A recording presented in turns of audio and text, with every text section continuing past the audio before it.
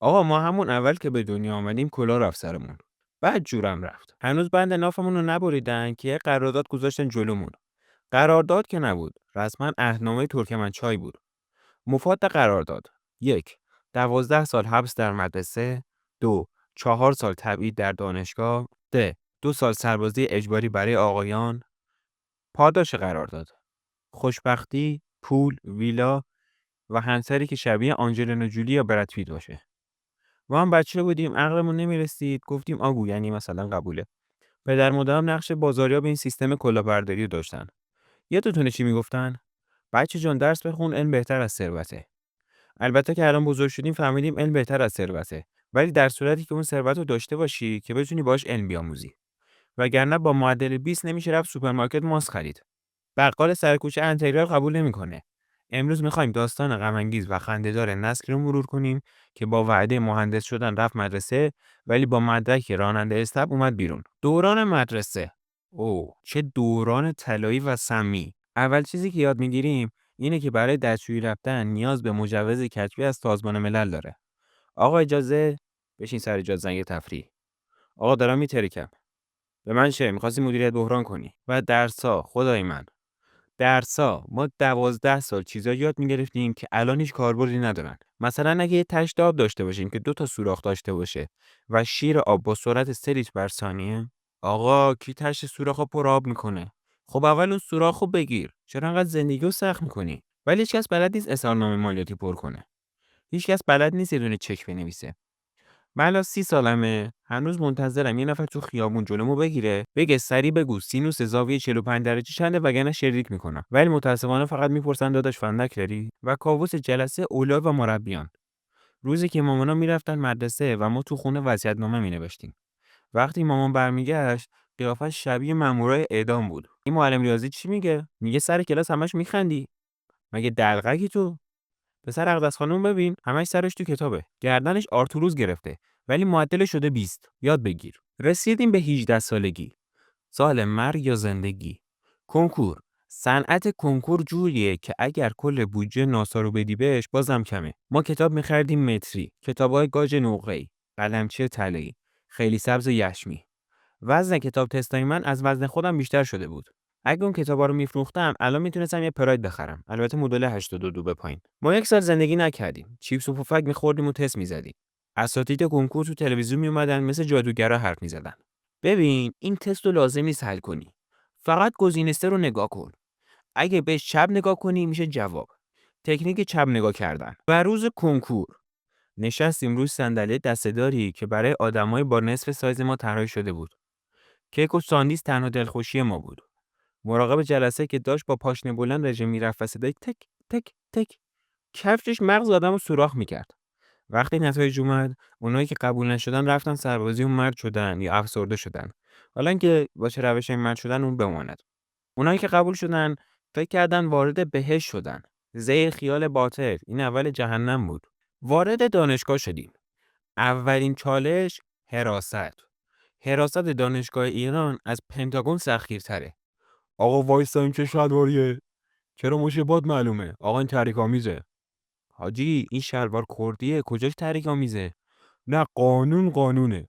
برو خونه شلوار باباتو بپوش بیا. رفتیم سر کلاس. انتظار داشتیم اساتید مثل آلبرت انیشتین باشن ولی شبیه آقای همساده بودن. استاد می اومد یه جزوه زرد پاره‌پوره مال 1345 رو باز می‌کرد و میگفت بنویسید. ما هم مثل کاتبان مصر فقط می‌نوشتیم. استاد این فرمول منسوخ شده. حرف نباشه. تو نمره میخوای یا سواد؟ معلومه که فقط نمره میخواستیم ما. و غذای سلف. غذای سلف. افسانه است که میگن چمنای دانشگاه رو میزدن فرداش قرمه سبزی میدادن. کبابایی که مثل لاستیک کش میومدن و میشد باشون پینگ پونگ بازی کرد.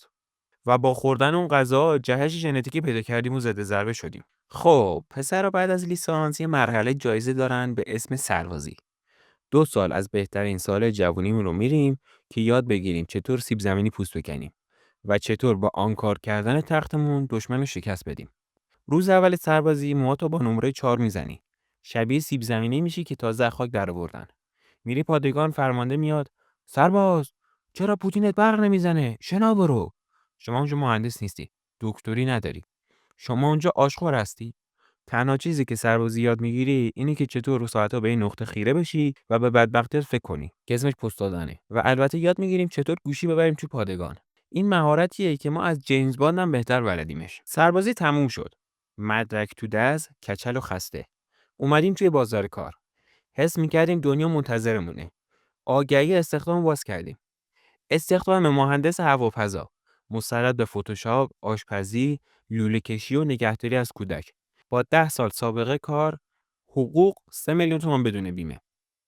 رفتیم مصاحبه، رئیس شرکت یه پسر 22 ساله بود که ماشینش از کل دانشگاه ما گرونتر بود چون پسر حاج آقاست دیگه. خب مهندسی چی بلدی؟